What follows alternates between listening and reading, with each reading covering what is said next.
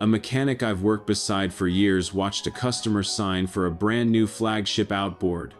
Top of the line, every option, sticker price north of $30,000. And when the customer walked out, he turned to me and said, "I wouldn't take that motor home if they gave it to me." That sentence stuck in my head for a year, because here's the thing about marine mechanics. They see every brand naked. Not the brochure, not the boat show lighting. The inside. The corrosion at 800 hours, the part that always fails first, the design shortcut that shows up in year 6. So over the past year, every time I shared a boatyard with a wrench, I asked the same question. If it was your money, your transom, your family 20 miles out, which outboard do you buy? I kept a tally. 20 mechanics, different states, different shops, no names, and I'll be straight with you. This is my own unscientific poll, a pattern, not a laboratory study. But the pattern came back so lopsided and so different from what the advertising says that I think you deserve to hear it before you spend outboard money this summer. I survey boats for a living. Buyers pay me to find problems before the check clears. And this tally matches what I see on the water almost exactly. So stay with me. I'm going to give you the brand that won by a mile, the sleeper that shocked me most, the famous name that split the room in half, and the one thing almost every mechanic said that matters more than any brand, which nobody selling you a motor will ever say out loud. Grab a pen. I'm Sam Holloway. Let's get into it. The winner first, because you came for the answer, and I'm not going to make you sit through 10 minutes of throat clearing for it. Yamaha. 14 of my 20, said Yamaha. Most of them without pausing to think. And look, on one level that's not a shock at all. Yamaha builds roughly 4 out of every 10 outboards on Earth. The F-Series 4-strokes have owner survey results, other brands frame on the wall, and if you walk any charter dock in Florida or the Gulf and look at the transoms, the tally was done for me years ago. Commercial guys. The crab boats, the guides, the fellas running 500 hours a season, vote with their paychecks, and they vote Yamaha. But here's the part of the answer that actually taught me something. When I asked the 14 why, almost none of them talked about power or technology. They talked about boredom. One of them, a fella I'll call Danny Farrow, put it better than any brochure I've ever read. He said, "I pick Yamaha because I almost never see them in here, and when I do, I already know what's wrong before I open the cowling." Think about what that means. The mechanic's favorite motor is the one that gives him the least work, and the failures it does have are so well known they're practically scheduled. Predictable is the highest compliment a wrench can pay. Fairness beat though, because nothing wears a halo in a boatyard. A couple of them grumbled about paying the Yamaha tax, the premium on the sticker and on parts, and one pointed out that a neglected Yamaha dies like anything else. The badge doesn't change the oil for you. Verdict from the tally. Buy, and buy with confidence, but pay for the maintenance history, not the decal. And since I promised you the mechanic's view and not the brochures, here's what the Yamaha guys actually watch for, because even the winner has a rap sheet. On some of the earlier big 4-strokes from the mid-2000s, the first generation of the big V6S owners have reported exhaust passage corrosion in saltwater use. The kind of thing that hides deep in the midsection where you can't see it at the ramp. It's a known pattern in the used market. It's why a 15-year-old saltwater Yamaha needs a real inspection and not a handshake, and it's exactly the kind of thing a compression check alone won't catch. None of that dents the tally. It just proves the rule the mechanics kept repeating.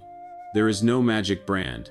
There are only motors with well-known habits and motors with surprises, and you want the well-known habits every time. Now the sleeper, and this is the one that genuinely surprised me. Tohatsu. 5 of the 20, unprompted, brought up Tohatsu as the smartest money in the small and mid-range, and 2 of them called it the best-kept secret on the water. Here's the piece most buyers still don't know, and it's not a rumor. It's how the industry is actually structured. The small Mercurys, 30 horsepower and under, are built by Tohatsu in Japan. Same factory. So when a fella tells me he'd never run a Tohatsu but loves his little Mercury kicker, I don't argue, I just smile, because he owns a Tohatsu with different paint. The mechanics love them for the same reason they love Yamaha. One step further, conventional, almost old-fashioned engineering. No exotic electronics in the small range, parts that cost sensible money, and a design a competent wrench can service without a factory login. That connects straight to something I told you in the last video about lockdown diagnostics. The simpler the motor, the bigger your circle of available help. Fairness beat.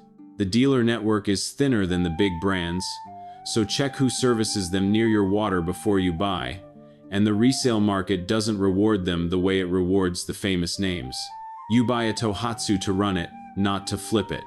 Verdict: buy, especially under 100 horse, especially if you keep boats a long time.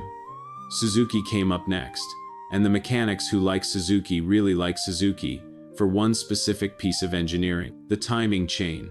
Most four-strokes drive their valves with either a belt that becomes a scheduled replacement bill or a chain, and Suzuki runs self-adjusting chains bathed in oil, designed to live the life of the engine. One mechanic told me about a big Suzuki that came through with over 1,400 hours, original chain, no complaint. He'd sold the owner nothing but oil and impellers for a decade. The knock, and it's a fair one, the dealer and parts network is thinner in some regions, and some models run heavy for their horsepower.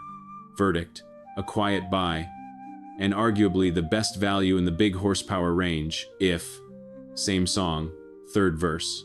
You've got support near your water. And a small aside on that value point, because a couple of the mechanics made it, and it's the kind of arithmetic this channel exists for. When a brand carries less badge premium, you're often getting the same grade of Japanese manufacturing for thousands less up front, but you give some of it back on resale day, because the used market pays for famous names.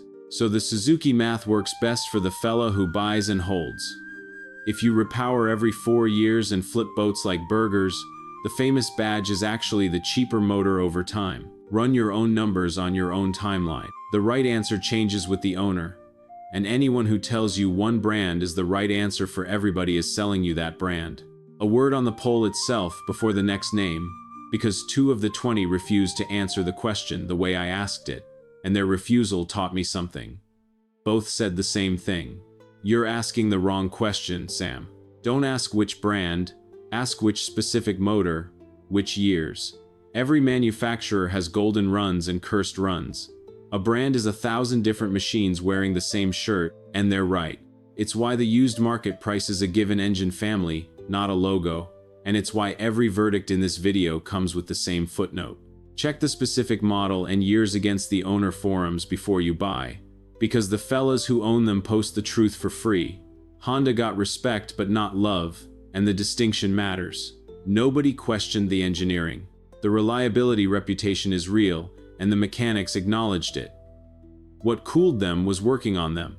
A couple of wrenches gripe that Honda packages everything tight. So, jobs that take an hour on one brand take 2 on a Honda, and at shop rates north of 125 an hour, that difference is your money. Verdict: buy if you love them, just budget the labor line. And now the famous name that split the room clean in half. Mercury. I promised you honesty over diplomacy, so here it is. 9 of my 20 would happily run modern Mercury power, and the performance guys were adamant. Nothing in the lineup excites them more, and the big Pro XS and Verado stuff genuinely performs. The other half wouldn't take one, and their complaints clustered on 2 things: electronics gremlins on some of the newer, computer-heavy models, and the difficulty of getting parts and warranty service handled fast in season, which, to be fair, is partly the technician shortage we talked about last time wearing a Mercury costume. There's even an old dock nickname some of the salts use: Black Anchor, which I'm telling you exists because you'll see it in my comments anyway. And here's my honesty beat, because I think the nickname is lazier than the truth. Everybody piles on Mercury, the way everybody piles on whatever's biggest, and half the horror stories I chase down turn out to be neglect, bad rigging, or a dealer problem rather than a design problem. I've surveyed plenty of Mercurys with 2,000 honest hours. The company builds serious machinery. Verdict from the tally: the performance buy, with a wider spread of outcomes than Yamaha. If the dealer support near you is strong, that risk narrows a lot. Before I get to the bottom of the tally, 2 questions I put to all 20, because you're going to ask them in the comments anyway. First, 2-stroke or 4-stroke, since half this audience grew up mixing oil and swears the old motors were tougher. The honest answer from the shop floor, the nostalgia is half right. The old carbureted 2-strokes were simpler, lighter, and a shade tree mechanic could keep one alive forever, which is why clean ones still sell fast. But the mechanics were nearly unanimous that a well-maintained modern 4-stroke goes longer between problems, sips half the fuel, and doesn't smoke out the anchorage. The trade is that when it does break, the fix costs more and needs more expertise. Simple and needy versus refined and expensive to surprise you.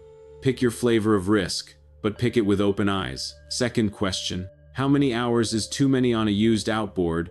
Because every listing you're reading this week brags low hours like it's automatically a virtue. And this answer should change how you shop. Almost every mechanic said the same counterintuitive thing. They'd rather buy 800 hard-working, well-serviced hours than 200 hours of neglect. Motors are like men, one of them told me. Sitting still kills them faster than working. A motor that ran every week got fresh fuel, circulating oil, and attention. A motor that sat 5 years on a trailer has dry seals, varnished carburetors or gummed injectors, and a water pump impeller shaped like the inside of its housing. Low hours plus no service records isn't a cream puff. It's a question mark with a bow on it. Ask for receipts, not hours.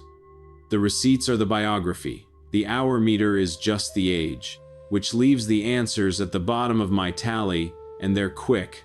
Nobody, not one of 20, said they'd buy an orphaned engine, and several went out of their way to warn me off them. Remember, Evinrude production ended for good in May of 2020 after 113 years.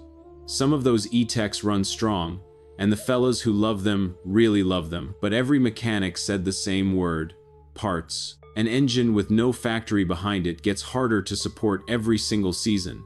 And the discount you get today is the repair bill you inherit later. I'd walk away, and so would the people who'd have to fix it.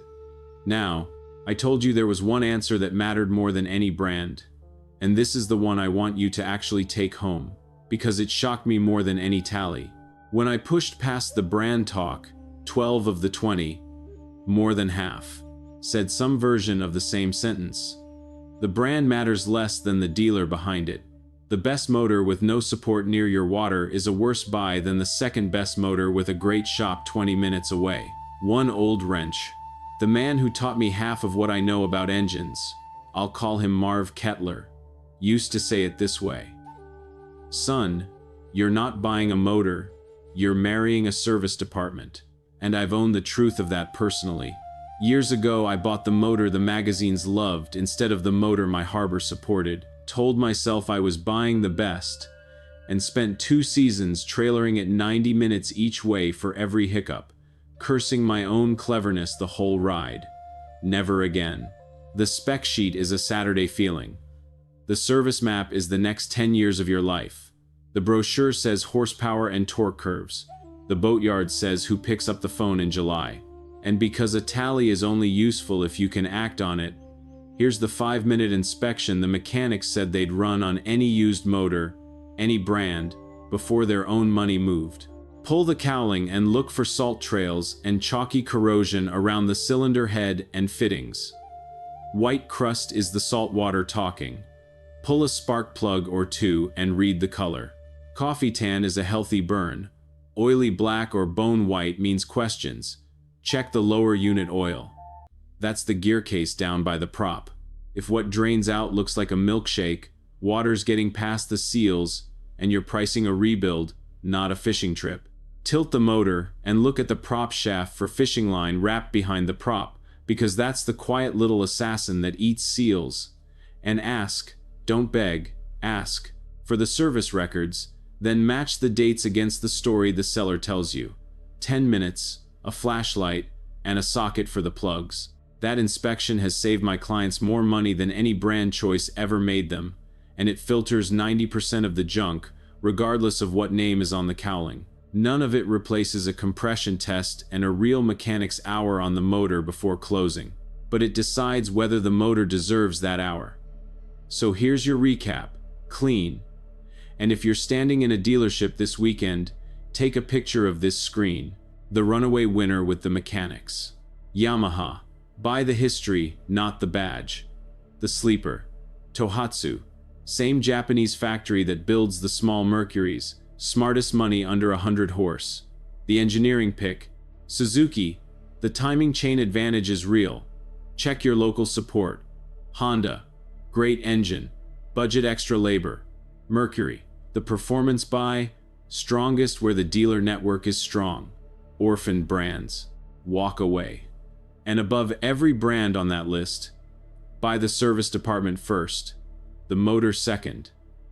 One thing I can't give you, and I'll say so plainly: 20 mechanics is a pattern, not a census, and nobody publishes true failure rate data by brand, not the manufacturers, not anybody.